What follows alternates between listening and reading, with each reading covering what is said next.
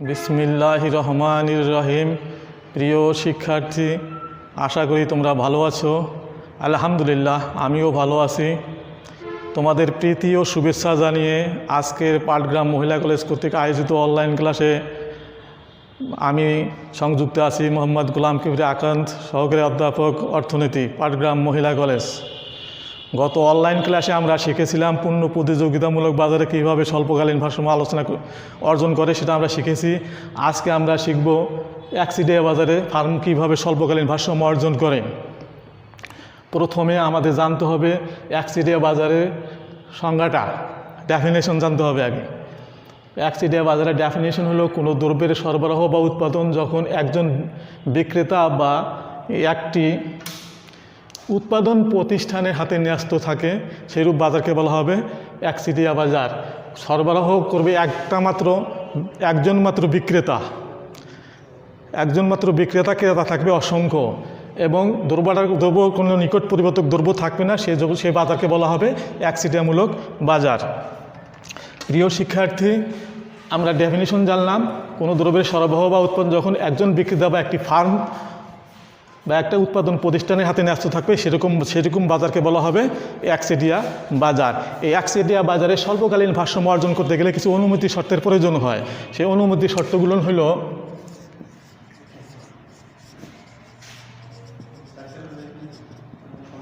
এক নম্বরে, একজন মাত্র বিক্রেতা থাকবে, অসংখ্য ক্রেতা থাকবে।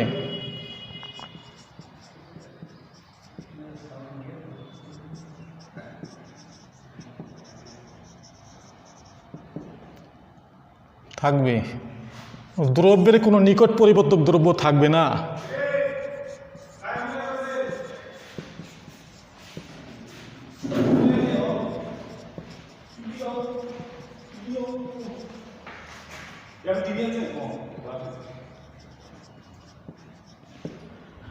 আর একটা হলো ইয়া রেখা এবং এমা রেখা।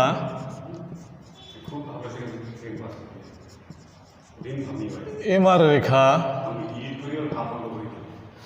প্রিয় শিক্ষার্থী লক্ষ্য করো, তোমরা বোর্ডের দিকে লক্ষ্য করো। এমআর রেখা, এয়া রেখা ও এমআর রেখা বাম দিক থেকে ডান দিকে নিম্নগামী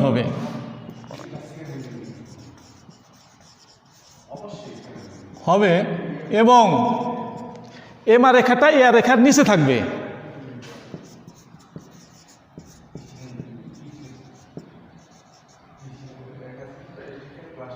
এমআর রেখাটা এয়া রেখার নিচে থাকবে। এমআর রেখা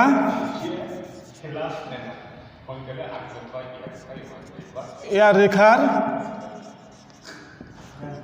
নিচে অবস্থান করবে।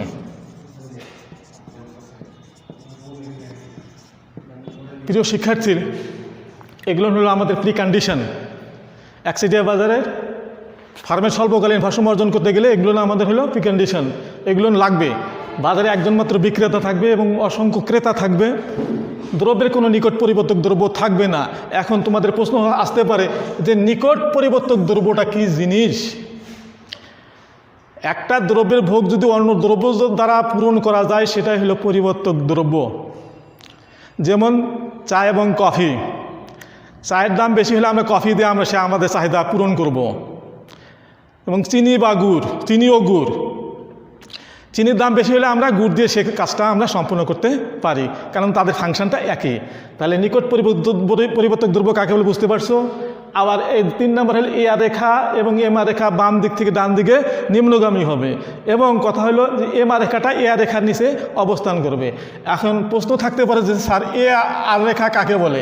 এয়া রেখা হলো গড় আয়, আর এমআ রেখা হলো প্রান্তিক আয়। এখন স্বভাবতই তোমাদের একটা প্রশ্ন থেকে যায় যে স্যার এয়ার এবং এমআ রেখা বাম দিক থেকে ডান দিকে নিম্নগামী এবং এমআ রেখাটা এয়ার রেখার নিচে অবস্থান করবে, সেটা কেমন? তোমরা বোর্ডের দিকে লক্ষ্য করে, এটা এয়ার রেখা, এটা হলো এমআর রেখা। এই যে এটা হলো এআর রেখা, এটা এআর রেখার নিচে অবস্থান করতেছে এমআর রেখা। বাম দিক, এটা বাম সাইড, এটা ডান সাইড। বাম দিক থেকে ডান দিকে নিচে যাচ্ছে, বাম দিক থেকে ডান দিকে যাচ্ছে, বাম দিক থেকে ডান দিকে যাচ্ছে। এআর রেখা, এটা এমআর রেখা। এআর রেখা নিচে অবস্থান করতেছে এমআর রেখা। ক্লিয়ার?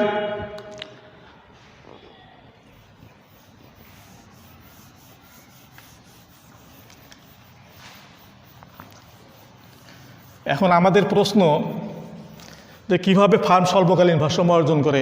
ফার্ম স্বল্পকালে তিনভাবে সে ভারসাম্য অর্জন করে: একটা স্বাভাবিক মুনাফা, একটা অস্বাভাবিক মুনাফা, আর একটা হলো ক্ষতি স্বীকার করে উৎপাদন। ঠিক পূর্ণ প্রতিযোগিতামূলক বাজারের স্বল্পকালীন ভারসাম্য যেভাবে আমরা অর্জন করছি, ঠিক কন্ডিশনগুলো ওই একই রকম, সেম। এখন ভারসাম্য অর্জন করতে গেলে ফার্মের দুইটা শর্ত পূরণ করতে হয়। একটা হলো প্রয়োজনীয় শর্ত, আর একটা হলো পর্যাপ্ত শর্ত।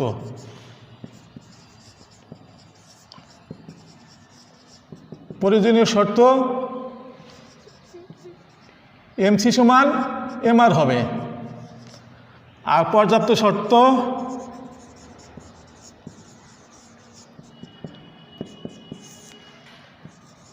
এমসি রেখা এমআর রেখাকে নিজ দিক থেকে ছেদ করে উপরে উঠবে, অথবা এমসি রেখার ঢাল গ্রেটার দেন এমআর রেখার ঢাল। প্রিয় শিক্ষার্থী, যেখানে এমসি সমান এমআর হবে এবং এমসি রেখা এমআর রেখাকে নিজ দিক থেকে ছেদ করবে, সেখানেই ফার্ম ভারসাম্য অর্জন করবে। ভারসাম্যের একটা শর্ত যদি পূর্ণ হয় আর একটা যদি না হয়, সেখানে ভারসাম্য সে অর্জন করবে না। ভারসাম্য অর্জন করতে গেলে তাকে প্রয়োজনীয় এবং পর্যাপ্ত শর্ত দুইটাই তাকে পূরণ করতে হবে। এখন আমরা আসি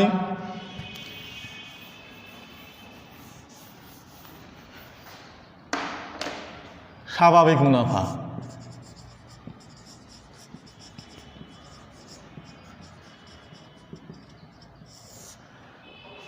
ফার্ম কীভাবে সে স্বাভাবিক মুনাফা অর্জন করে? স্বাভাবিক মুনাফা অর্জন করতে গেলে প্রয়োজনীয় শর্ত এবং পর্যাপ্ত শর্ত, এবং তাকে এখানে আর একটা অতিরিক্ত শর্ত পূরণ করতে হয়। সেটা হলো কি, পি সমান সমান এসি হবে। পি সমান সমান এসি হবে। পি সমান হলো দাম, আর এসি হলো গড় ব্যয়। প্রিয় শিক্ষার্থী, আমরা এখন স্বাভাবিক মুনাফা কীভাবে অর্জন করে সেটা চিত্রের মাধ্যমে অঙ্কন করি। এটা হলো ও এক্স অক্ষ, এটা হলো ও ওয়াই অক্ষ। ও এক্স অক্ষে থাকবে উৎপাদনের পরিমাণ,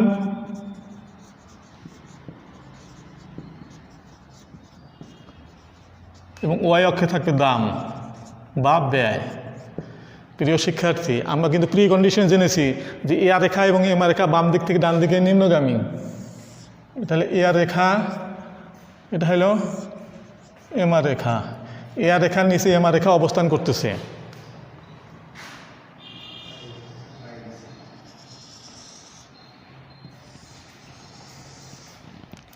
এটা হলো এসি রেখা, এটা হলো এমসি রেখা।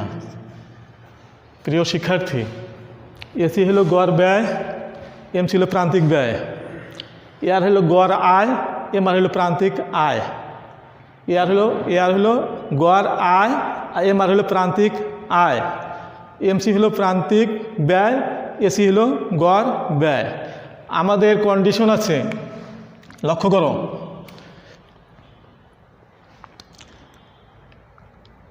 এটা হলো এসি রেখা, এটা হলো এমসি রেখা। আমাদের প্রয়োজনীয় শর্ত হলো কি, এমসি সমান এমআর হবে। এটা হলো এমসি, আর এটা হলো এমআর। এই রেখাটা হলো এমআর রেখা। তো ভারসাম্যের শর্ত এই জায়গায় একটা পূরণ হয়ে গেছে, প্রয়োজনীয় শর্ত। আর পর্যাপ্ত শর্ত কি আছে, যে এমসি রেখা এমআর রেখাকে নিজ দিক থেকে ছেদ করবে। এটা হলো এমআর রেখা, এই নিজ দিক থেকে ছেদ করে উপরে যাচ্ছে। তাহলে আমরা বলতে পারি নিশ্চিতভাবে যেটা আমাদের ভারসাম্য বিন্দু। আমরা ভারসাম্য বিন্দু নির্ণয় করে ফেললাম, এটা নাম দিয়ে দিলাম ই।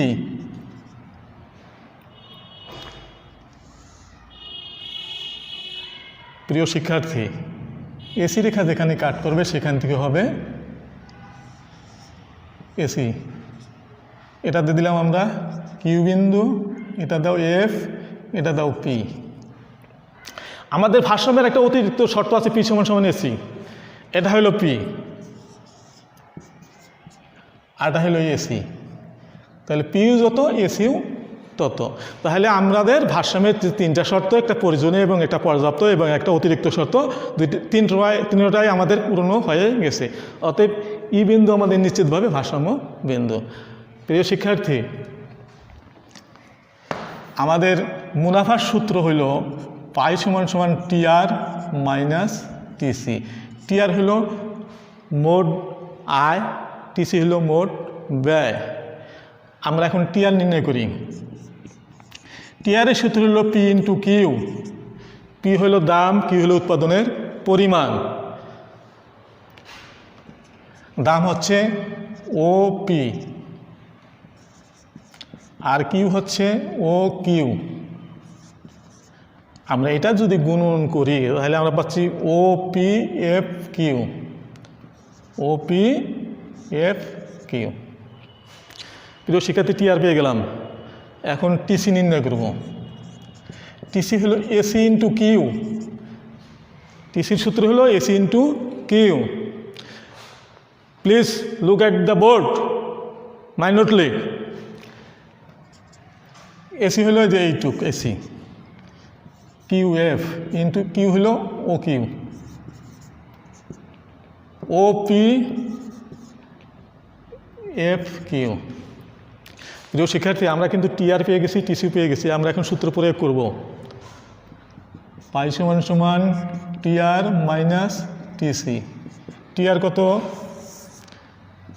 ও P F Q minus TC কত? O P F Q. 0, যে দামে কেনা সেই দামে বিক্রি। পাই সমান সমান 0 হলে মুনাফা স্বাভাবিক হয়। তাহলে স্বাভাবিক মুনাফা আমরা পেয়ে গেলাম। একচেটিয়া বাজারে স্বল্পকালীন ভারসাম্য অর্জন করতে গিয়ে আমাদের স্বাভাবিক মুনাফায় আমরা পেয়ে গেলাম পাই সমান সমান 0। আর পাই সমান সমান 0 হলে মুনাফা স্বাভাবিক হয়। প্রিয় শিক্ষার্থী, আর একটা জিনিস তোমরা লক্ষ্য করো,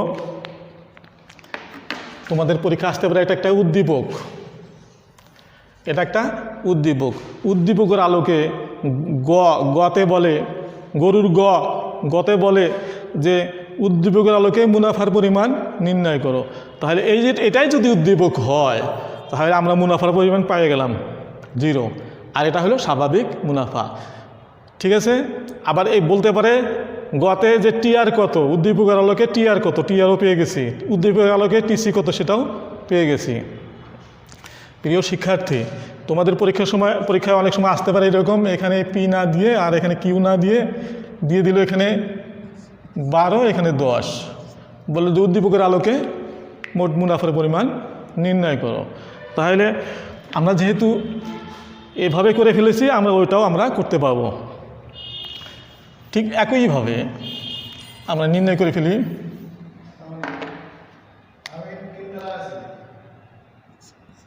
TR P into Q. P কত? 12, কিউ কত? 10, 120 পেয়ে গেছি আমরা। টিসি কত? AC into Q. এসি কত? এই রেখা সমান সমান এই রেখা। এই রেখা যদি 20 হয় এটাও হবে, এটা যদি 12 হয় এটাও 12 হবে। তো 12 ইন্টু 10, 120। তাহলে সূত্র পাই সমান সমান টিআর মাইনাস টিসি। টিআর কত? 120, টিসি কত? 120, 0। আমরা পেয়ে গেলাম যে উদ্দীপকের আলোকে মুনাফার পরিমাণ পেয়ে গেলাম, এবং এটা হলো স্বাভাবিক মুনাফা। প্রিয় শিক্ষার্থী, এখন আমরা আসবো অস্বাভাবিক মুনাফা কীভাবে অর্জন করে একচেটিয়া বাজারে।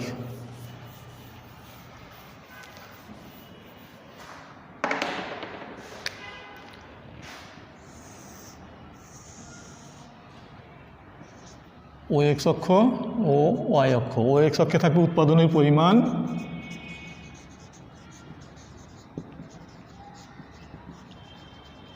ওয়াই অক্ষে থাকবে দাম বা ব্যয়। তাহলে ইয়ার রেখা, এমআর রেখা।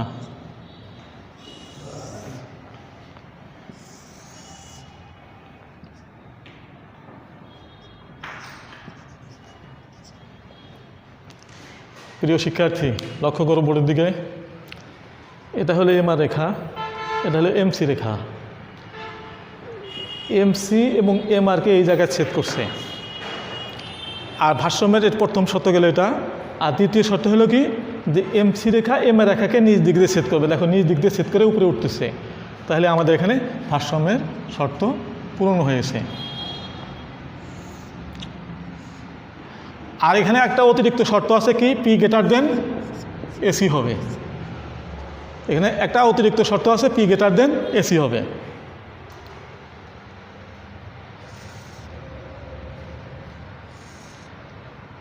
এটা দিলাম আমরা পি বিন্দু, এটা P1, এটা দিলাম আমরা কিউ, ভারসাম্য বিন্দু হলো ই, এটা দাও এইচ, এটা এফ।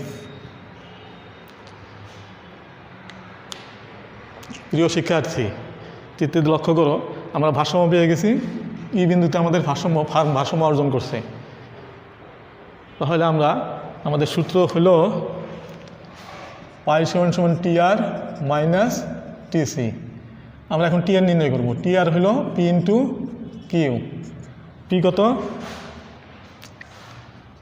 এটা হলো পি, আর এটা হলো এসি।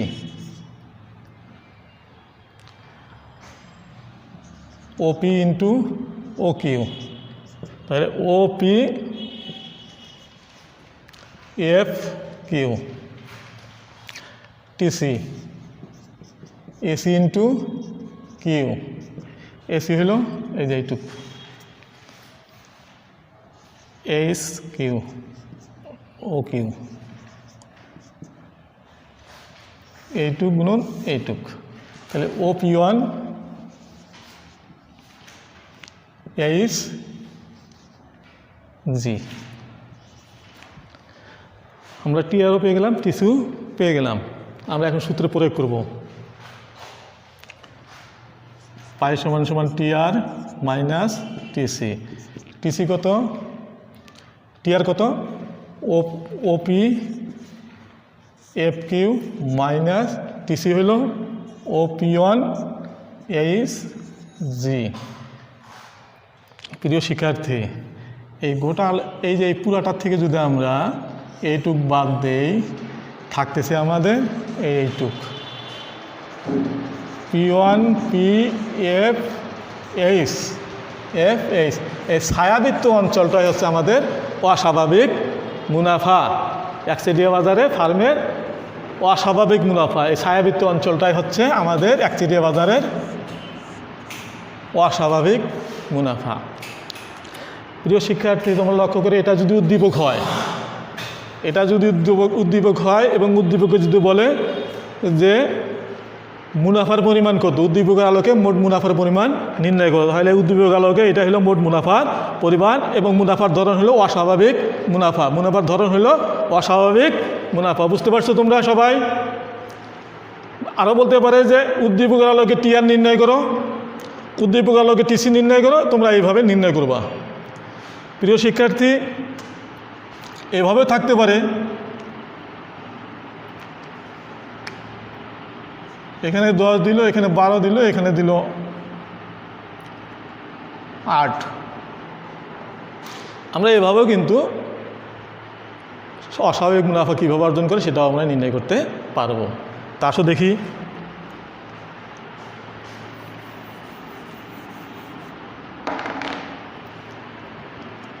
আগে টিআর নির্ণয় করি। P into Q. পি কত হচ্ছে? 12। কিউ হচ্ছে 8। তাহলে কত হচ্ছে?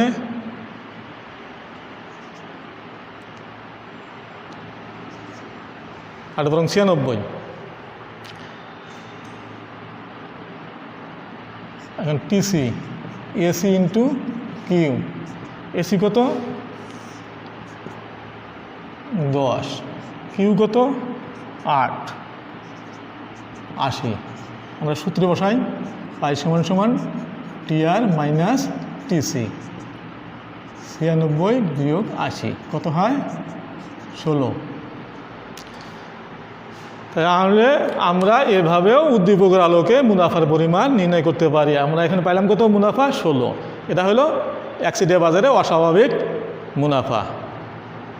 আমি আশা করি তোমাদের বুঝতে অসুবিধা হয়নি ইনশাল্লাহ।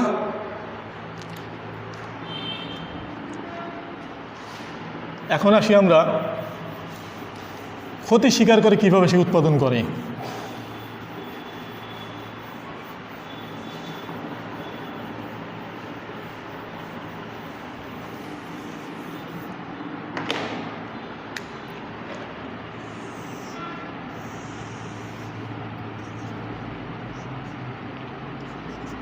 ও এক্স অক্ষ এবং এটা ও ওয়াই অক্ষ। ও এক্স অক্ষে থাকবে উৎপাদনের পরিমাণ,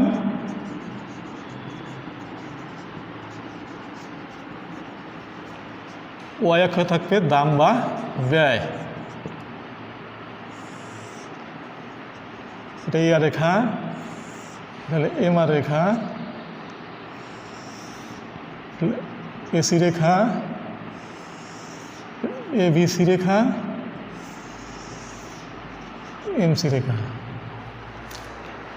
প্রিয় শিক্ষার্থী লক্ষ্য করো, আমাদের ভারসাম্যের প্রথম শর্ত হলো কি, এমসি সমান এমআর হবে। এটা হলে এমসি রেখা, এটা এমআর রেখা, এটা এমসি এবং এমআর।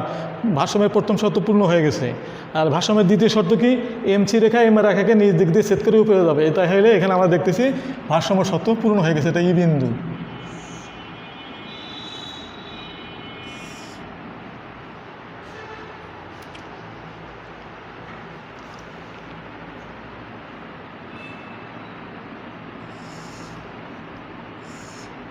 আমরা দিলাম এটা